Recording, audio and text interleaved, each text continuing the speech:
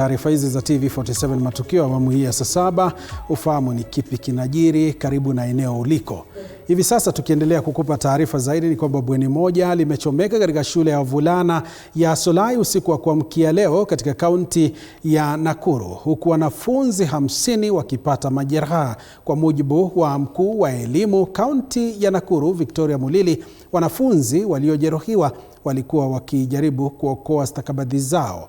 Mtazamaji, hivi sasa tuungane naye Mike Chalo atujuze mengi zaidi. Mike Chalo, hebu tupe taswira kamili, kipi kilijiri na hali iko vipi kwa sasa?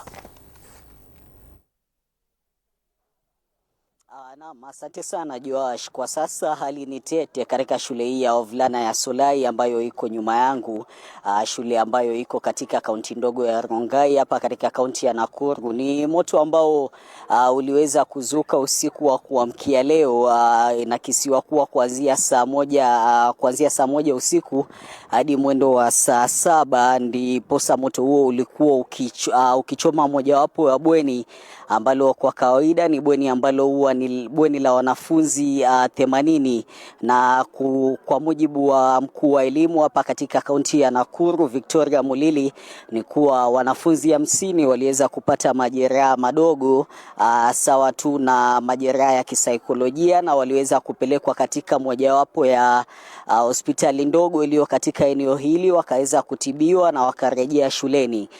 Kufikia sasa chanzo cha moto hakijabainika, japo inakisiwa kuwa ni taarifa ambazo tunazipata japo hatujathibitisha, ni kuwa baadhi tu ya wanafunzi wa kidato cha 3 ndio waanzilishi wa moto huu, ikisemekana kuwa tatizo kubwa ni mankuli. Ni taarifa tu ambayo bado hatujathibitisha, manake upande wa ndani ni mkuu wa elimu Victoria Mulili ambaye anaendeleza kikao na walimu na wanafunzi wale, na hivyo pamoja pia na maafisa wa DCI ambao wamefika hapa ili kudadavua chanzo cha moto huu. Na unawaona tu baadhi ni wazazi ambao wamekaa katika lango hili kuu la shule hii ya upili ya Solai, wengi wakiwa ni wazazi wa gredi ya 10 ambao kutokana pia na mshtuko na hali ya sintofahamu wameweza kufika hapa kujua hali